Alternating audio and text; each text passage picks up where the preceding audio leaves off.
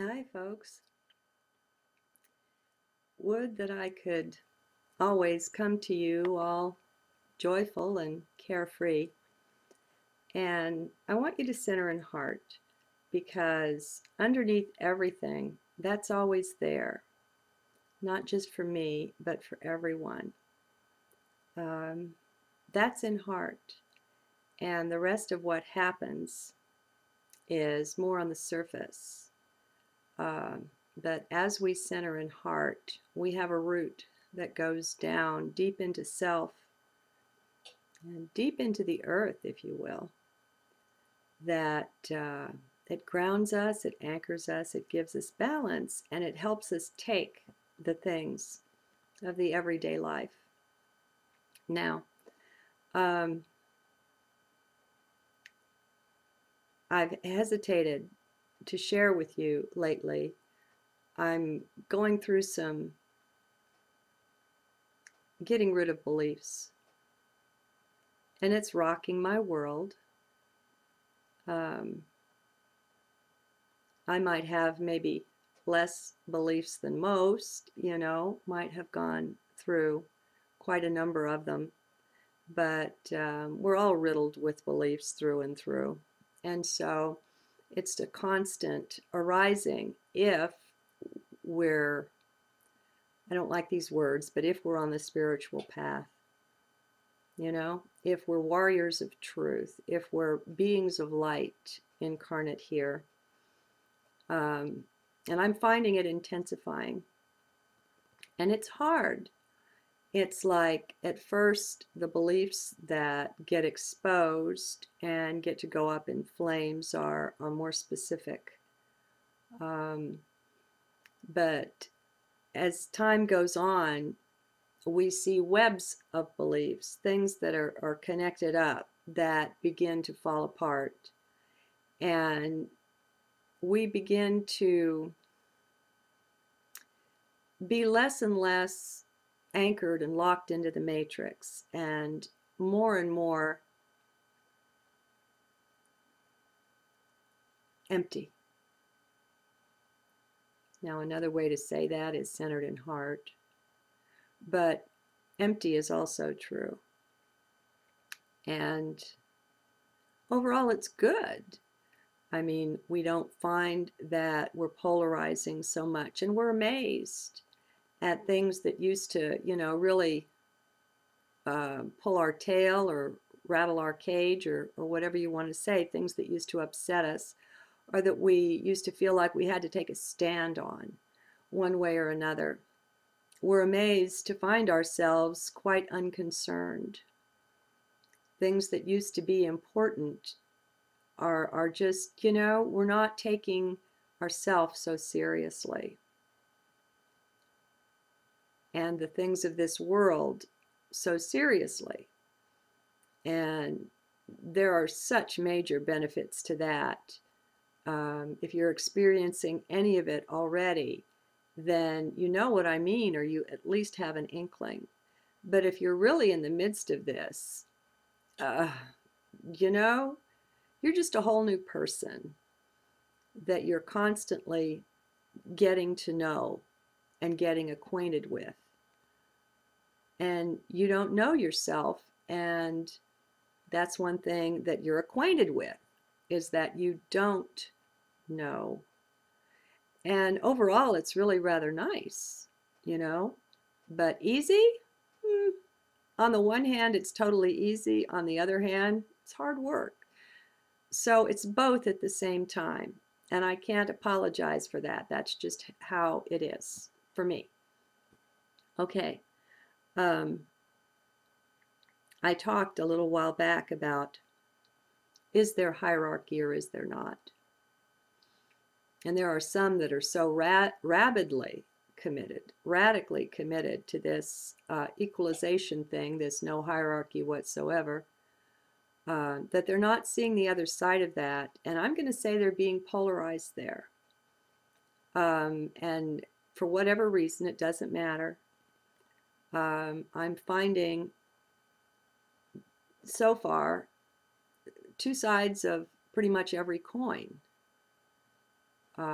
And so, on the one hand, it's absolutely true. All is equal, all is one, and all we are. I used to think of it like, imagine a great, big, huge, faceted crystal or diamond. And it's huge, and it's got like almost an infinite number of facets. It's so beautiful. And maybe there's a sun in the middle, you know, it's just exquisite, unbelievably beautiful. And each one of us, each sentient being is a facet. And so if a blade of grass is sentient, then it's one of the facets.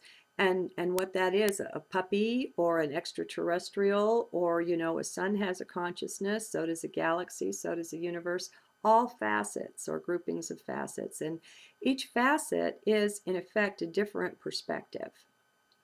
It's all one. There's nothing that's not the one. But each one has a different angle of vision or perspective on reality. And they're the only one that sees from precisely that perspective. And so there's this intensity of individuality on the one hand, and the individuality is what makes the thing beautiful, all the individual facets. But on the other hand, you can't get away from the fact that it's only one stone. Okay? So now that's a 3D picture that I just painted for you there. You know, I drew something in space and so on. So the analogy is probably limited, but it can be helpful. You know, we think in pictures, and it can be helpful. So, oneness, individuality in the midst of oneness. Now let's look at the globe. We've got it all divided out, don't we? And isn't that artificial? Because we're one. And yet we have the beauty of the unique individuation. We have the individual perspectives, the very differing perspectives on reality. And yet somewhere in the midst of all of it, we've lost touch with the reality that we're one. And it's my belief or understanding that that's very much been engineered.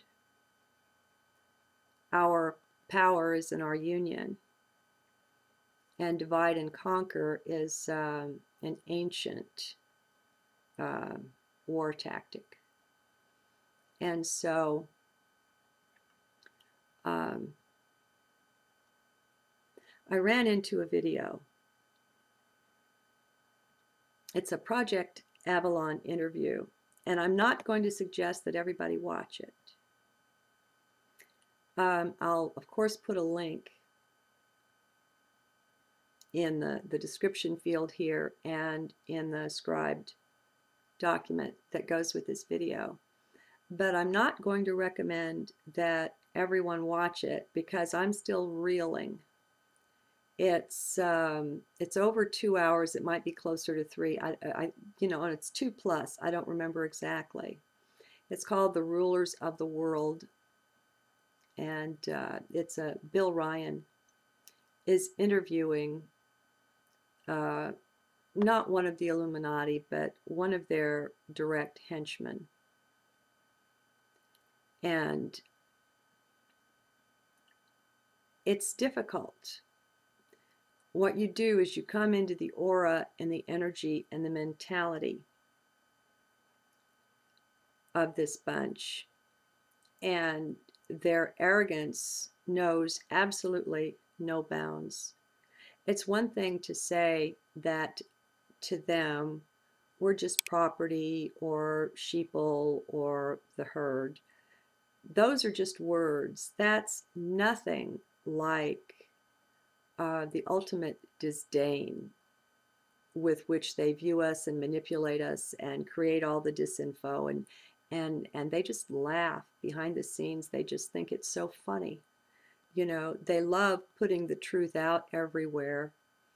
They'll put it out once, the actual truth about anything. They'll put it out once, and then they'll bury it in all this other stuff.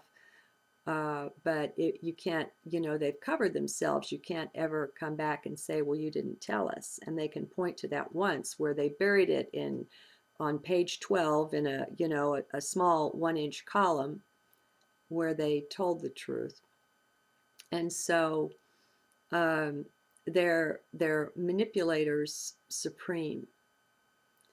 And what I'm seeing in this, now you're always going to get disinformation along with your information. With some people, it's more innocent. When you're dealing with people like this, innocence is not a word that can get within 10 feet of them.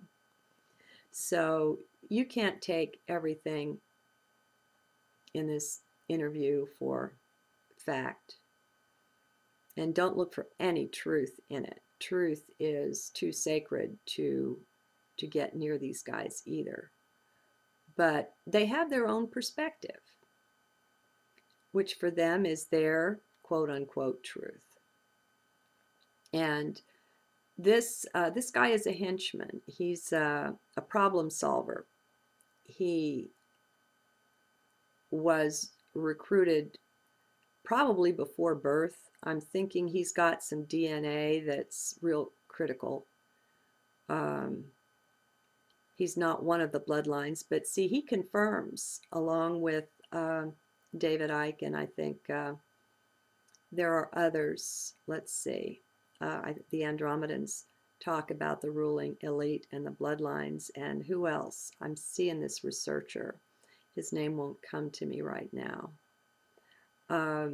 But there are some good researchers out there, and we've all heard this. And so he says that in actuality, the main bloodlines, there are hundreds of them, but the ruling ones, there are 33. And they keep them clean. And they simply rule the world. And to them, it's absolute ownership. And we are literally like stock in the field. Your cattle don't own the land that they live on. Well, according to these guys, we're like that. We don't own anything either. And they're really clear, too, about wanting to cull the herd. And for the first time, theoretically, we know, well, it would be easier if you had a smaller group of people to manage. That's going to be easier. Because there aren't very many at the top of this pyramid, and they have to work very hard to keep us fighting against one another. They have to keep us very much divided, and they have to make different groups polarize against one another because their biggest fear is that we would unite, that we would remember that we are brethren, and be unstoppable. And so, but what came out in this interview was how clear it is that when you have so many people and you have the kind of technology that we have today with the cameras and everything everywhere, you can't easily keep UFOs and moon bases and things like that hidden anymore. There's too many people, and there's too many secrets too.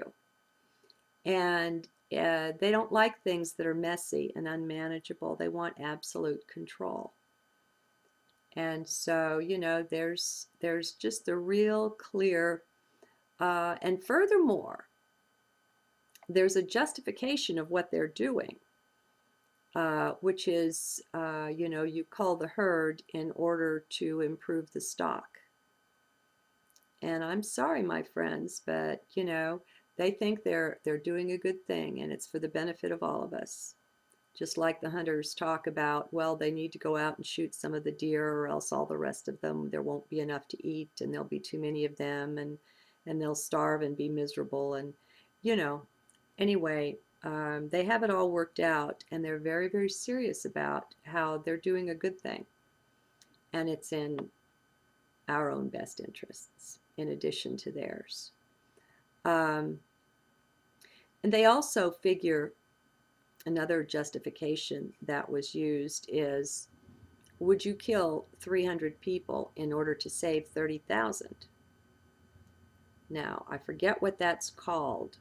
I mean, aside from the ends justifying the means, the logic in it is rotten. But there's a lot of that going around because people are in mind, they're not in heart. Heart doesn't have an issue like that.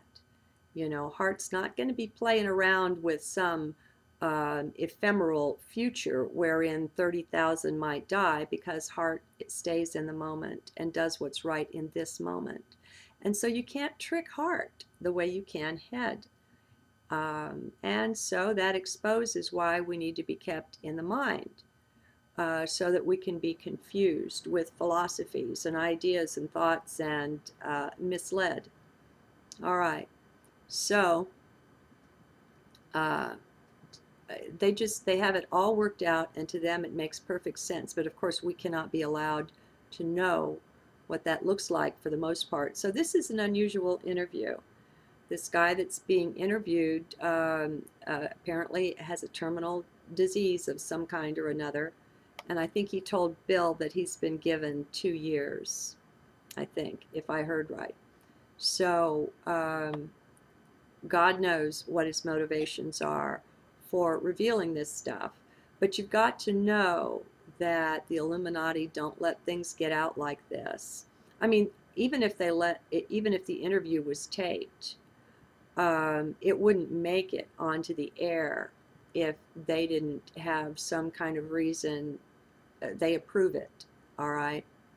So one of the big things that came out of this to me, and see, there's so much of it that's a downer. Energetically, all of you empaths, do not watch this.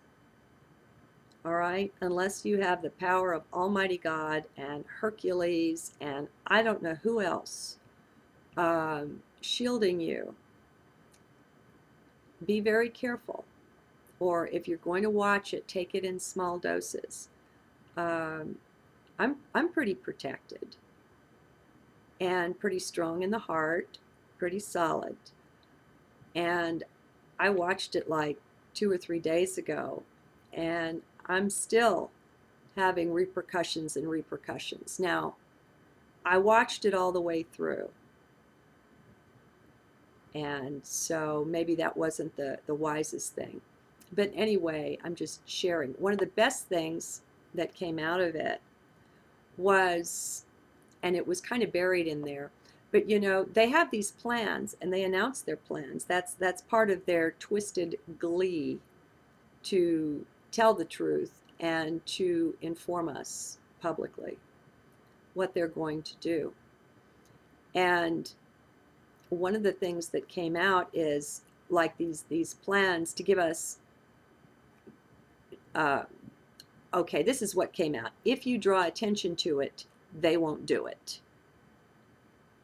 And so if too many people pipe up, speak up, or draw attention to something, they'll change their plans. They really will. It will cause them to change their plans.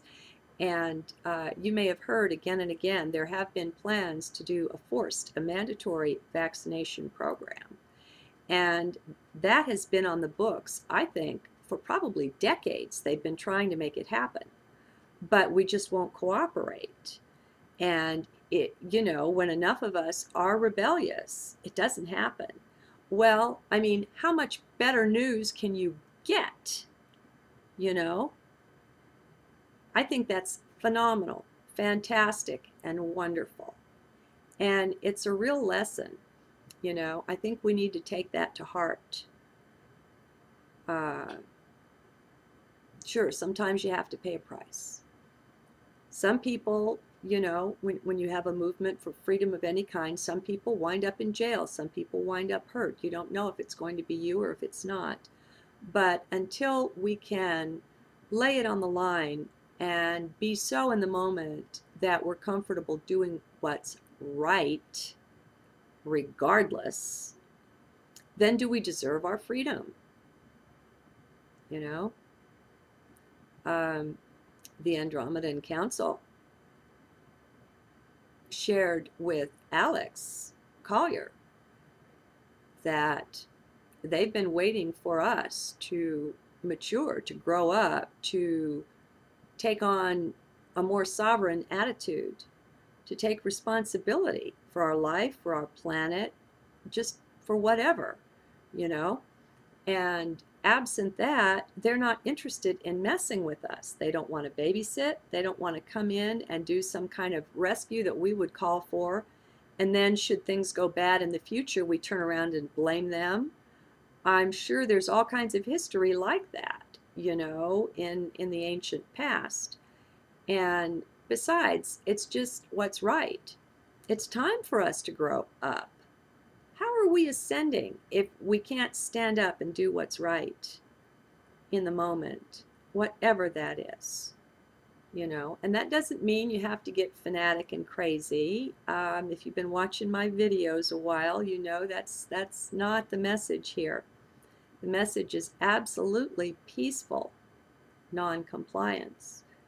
And you've got to be practical as well. But what does practical mean? Take it out of the head and put it in the heart.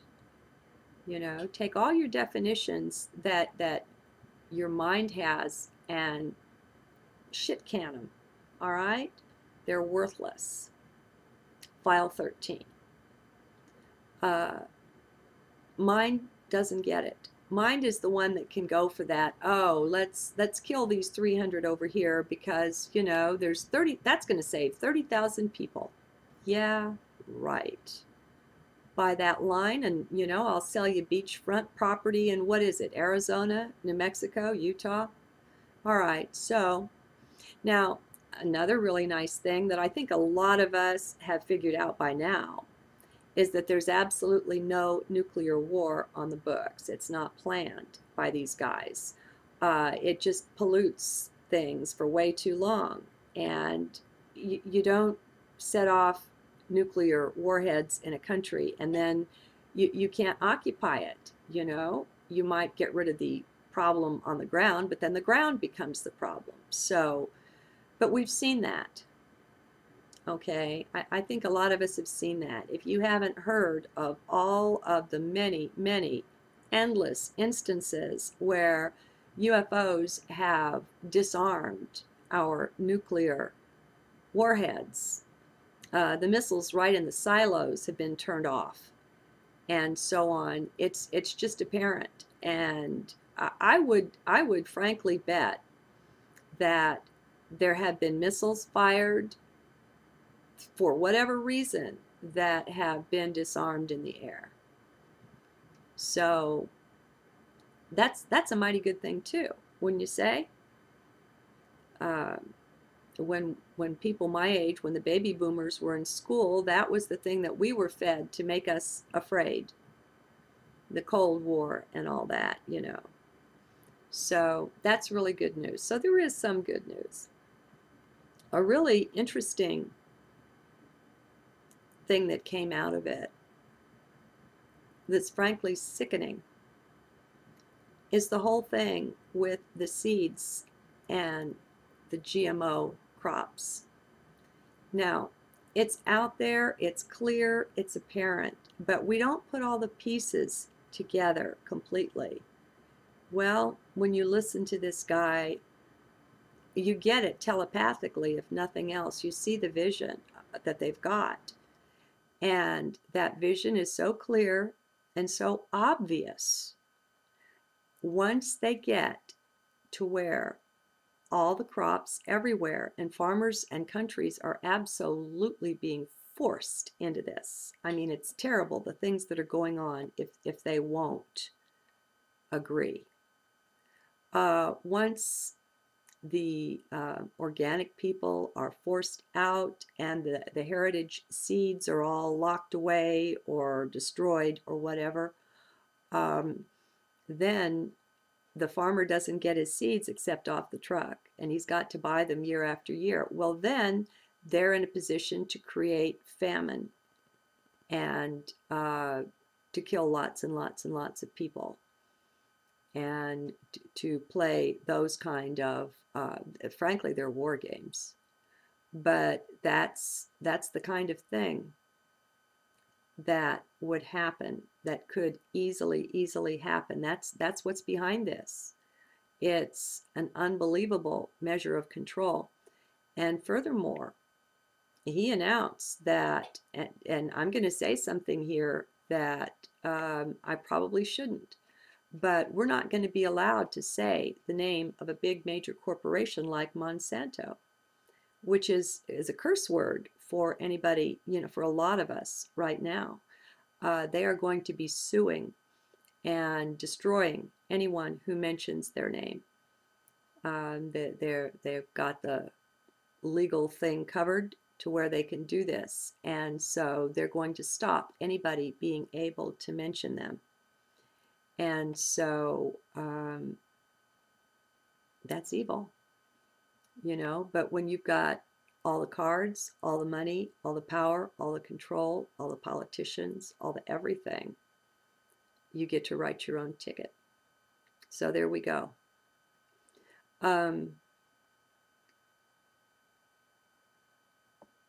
They do plan to do the false flag ET thing. And there was something that was really interesting. The Phoenix Lights, those triangular craft that have been seen and filmed in different places.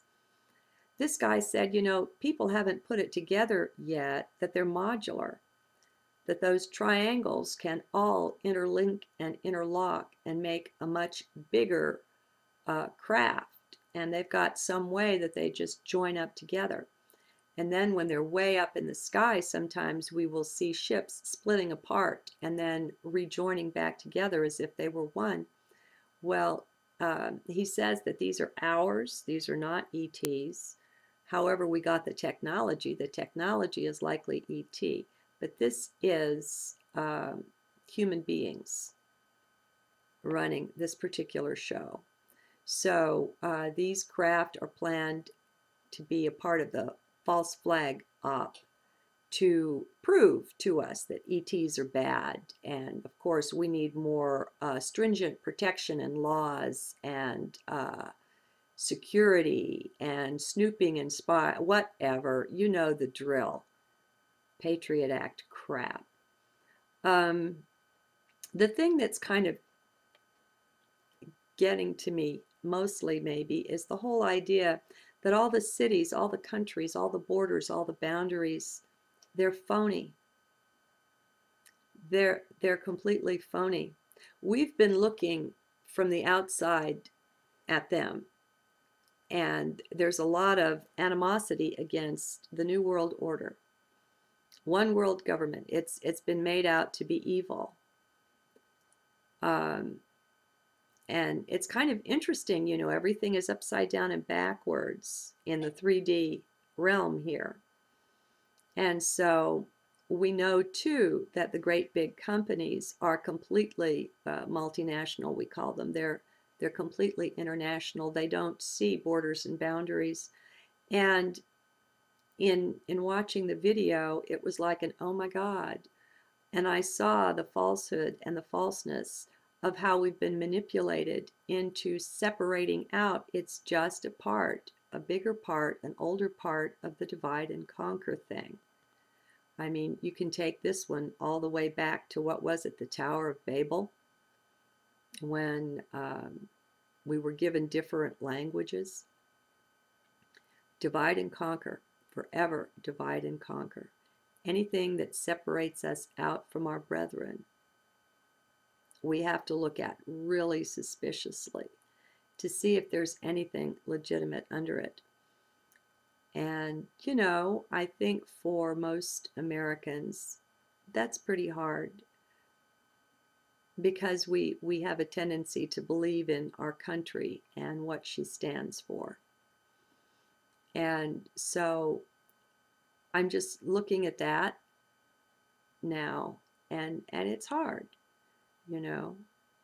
On the one hand, I'm studying about the new republic of the United States with a lowercase u. And on the other hand, I'm realizing, oh my God, all boundaries are false in a way.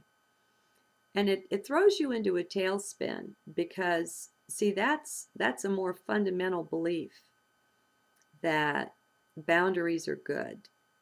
They're good for us, that we need to protect them, and we need to have this separate identity, do you see?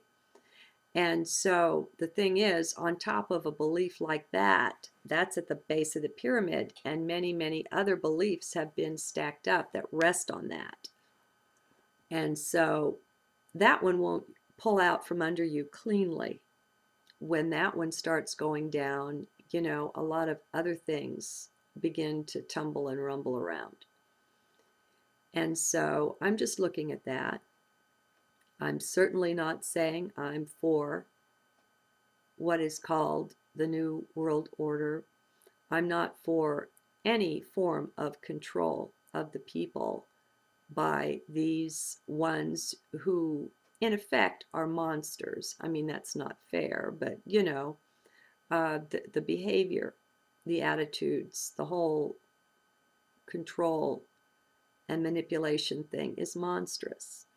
And so there's no form of government governance or control that I would accept that they had any part of. But I'm looking at the artistry that's been used to separate us out, and it's tearing at me in my heart.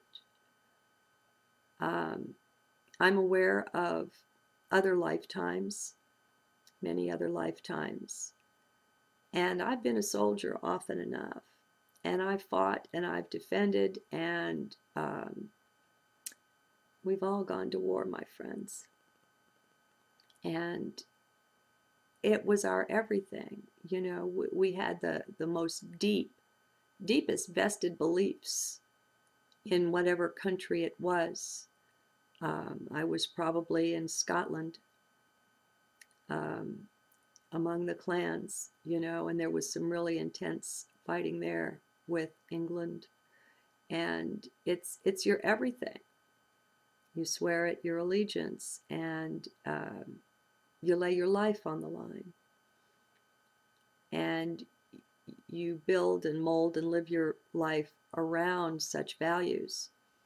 And so, you see, they're being pulled out. I'm not Teresa. This is a form that you see before you. But look at me and look at yourself as the soul, if that word works for you, higher self, inner being, essence, whatever. Pick a word, it doesn't matter. You're in many incarnations simultaneously. You are so much more than is represented by the few years that you have walked this earth in this body. This is the minutest portion of you, what is visible. You're much more. And I find that as we weed the garden of the beliefs, thoughts, and attitudes that we've developed and believed in, and as we're given the vision so that we can see, when we see this stuff crumbles, and that lets in space, air, the breeze of spirit can flow through, and we're enabled to stand back and to step out into more of our greater identity. Our greater awareness is allowed to come through, especially once we start getting rid of our attitudes and beliefs around time. You know, what's a good book? The Tao of Physics, that's an older one. Find some good books on quantum physics and on time, and look at superposition, and look at these things and allow it to shake you up deep inside. Allow the inner beliefs that you've built up where you place limits on yourself. All beliefs lead to limits. Beliefs limit us. and they're handy, and we work with them and we operate with them until we're blessed and we're given the vision to see their unreality. And that can be a rocky time, because beliefs are like tinker toys, they're interlocking.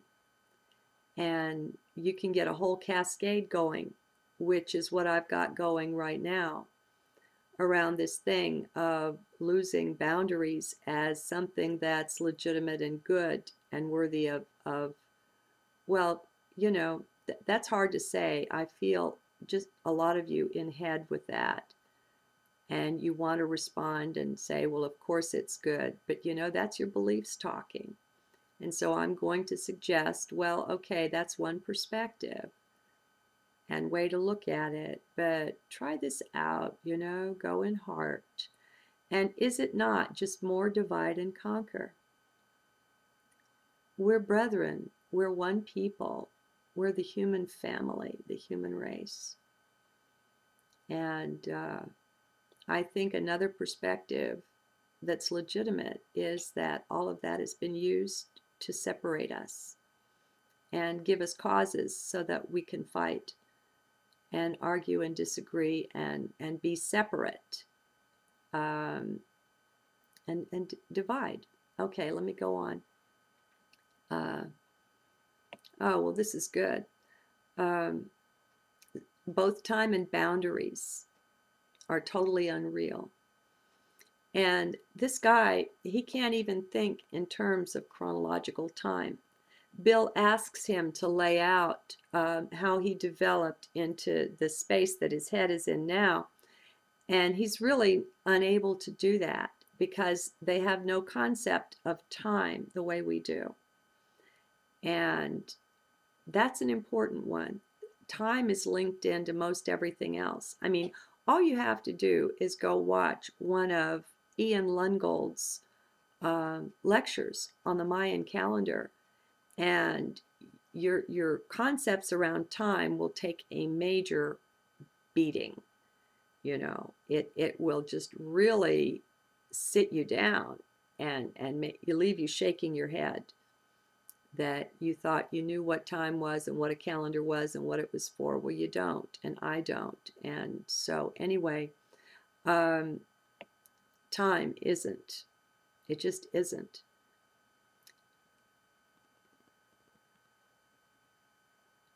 They even admitted that it was an intentional thing to break up Bill and Carrie. They were once Project Camelot. And apparently it was the direct orders of the elite to bust them up. And so there's just some more divide and conquer. The alternate media, obviously they were doing some good.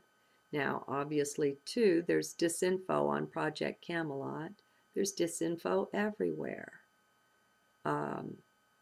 Anything that gets really close to truth has got some disinfo wrapped in with it. And we'll be okay, folks. We will be able to sort it out because heart does that. Heart just knows.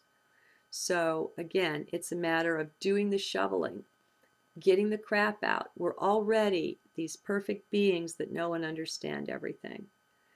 And we're in process of cleaning the windshields, and just taking bath after bath. Our energy needs to be cleansed and cleaned. These beliefs need to be gotten rid of. As we do that, the knowledge can come forth. Until then, the knowledge is blocked by all of the crap, which is the thoughts and the beliefs and the attitudes and the misunderstandings. So, don't feel like we have to be dummies and manipulated forever. It's not like that. It's not like that at all. And they'd like you to believe that. They want you to believe that you're peons. It's shocking, too, because they made a real fool of Bill Ryan in this. It shows how the elite look at him and at the alternative media and at us. And this guy's that he's interviewing, uh, kind of a hitman sort of guy, only that's too cartoonish. It's not like that. His initial job was to destroy Bill, feed him full of disinformation, and just destroy his reputation. But, you know, Bill's kind of a character. And the guy took to him. And so instead, they wound up on a more friendly basis. And so Bill has this interview, which is powerful. But um,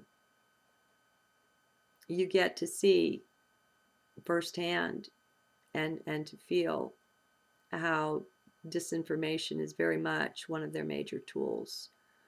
Um, and also, if you do decide to watch the interview, please don't believe it all. You don't know what's manipulation and what's not for the most part, but we have to be able to look at things and be disinterested enough, be disidentified enough, uh, not to be vesting deep belief in things. And if you don't have deep belief in things, if you don't identify with them, then you're nimble. And it's like you're floating on those ball bearings in heart, and you can shift and change as the new intuition and the understanding comes forward. And so just don't believe at all, because this guy is unashamed to be manipulating. Now, it also is one of the best illustrations I've ever seen about how all and everything is built on the foundation of money. And money is absolutely a tool of power and control and nothing else. There's not really anything good about it. And money is the real weapon or method of control, and its ultimate use is divide and conquer everywhere. And turning us against one another and in the competition thing. And it's just endless. And how media is the ultimate dumb downer. It's a real drug. And I like it. This guy looks down on the peons, on the mind-numbed robots that most of the Western world have become. And he issues a challenge. He says, take the 14-day test. Turn off the TV. Absolutely. Have nothing to do with it anywhere for 14 days. See if you can do it. All right. I'll agree with that. You've heard me talk about it before. So I'm going to apologize a little bit. Well, why should I apologize? This is just where I am, my friends. And that's what I share with you. That's what's real. That's what flows from my heart. And I trust that just as when I was watching this interview, I was plugged into that energy and receiving it and connected up with it, I trust that I'm not feeding you that kind of energy. And that in spite of the heaviness of the subject matter here, that there's a flow of light and of love that is nurturing and supportive of you and of who and what you are and of your ability to do this, to take this on. But I do want to say, love yourself.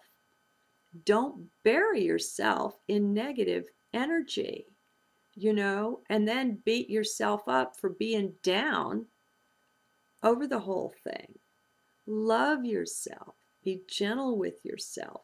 Have some things set aside. I've got some humor stuff, just to lighten it up. Be sure to have something planned or programmed in there for yourself when you take something on that's exceptionally heavy, so that you can balance that out. If you don't do this for yourself consciously, then life is going to do it for you. It's like Dimitri Halley teaches so beautifully, and I guess it's a Jungian concept, so we have to give the full credit to Carl Gustav Jung. but the emotions are really the two poles. And so you have happiness and sadness, and that's one emotion. And so to the extent that you're deeply into either side of that seesaw, that's a guarantee. You're writing the ticket to be just that deeply into the other side. It's one, and everything seeks balance. And even if it didn't, it's a good idea to go for balance. The heart is a place of ultimate balance. And maybe we can define the ultimate balance as love with that capital L. I don't know. But I really feel that flowing strongly through me right now. I myself am uplifted. And, mine can't make any sense of that. I haven't shared anything particularly uplifting with you, but I bet you can feel the energy. I know some of you can. And so I think on that note, I'll close and I'll say good evening and God bless.